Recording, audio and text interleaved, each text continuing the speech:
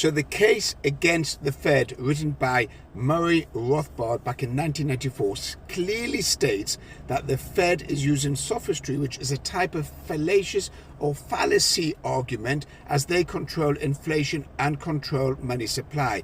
The Fed is used by the elitists and used by all the super rich in order to manipulate money supply and keep the masses under control. The central banks, not just the Fed, the other central banks have one aim and one aim only, and that is to keep the members of the public in the dark, to keep them blind of the truth. And that's why I set up this channel, by the way, is to inform the public as to what is going on. I have 35 years banking experience and I know how the banks work, and that's why I set up this channel, is to inform you and empower you as to what's going on. So what does the Fed want? What do the central banks want? They want to control money supply.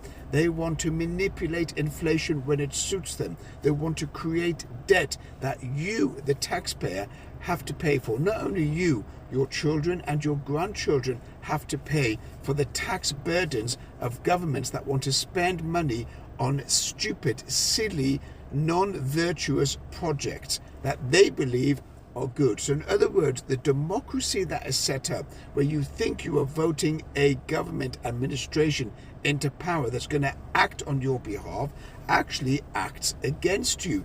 If you look at China, for example, is a communist country, and it's actually quite a successful communist country, but they don't have elections yet. They've got healthcare, they've got water, they've got sewage, they've got electricity, they've got buildings, they've got maintenance, they've got infrastructure. So you could ask, what is the value of a democracy? Well, the value of democracy was to give you the power to vote into power a government that suits you as to where you believe the country should be going. But over the last few years, especially in the last, I'd say 50, 60 years, there's been a deterioration in the power of the individual. You are kept in the dark, and the central banks and the governments want to move you and navigate your way of thinking, whereby you will become uninformed and believe that the government is doing the best for you, when the government is not doing the best for you. What the government is doing is serving the 1% elite. That's what governments do. They get financed and they get backed, and they have meetings and dinners with all of the top 1%, and they're there to serve the 1%. So the central banks are not working for you. They're working for themselves, not for any government, for themselves. Catch you later.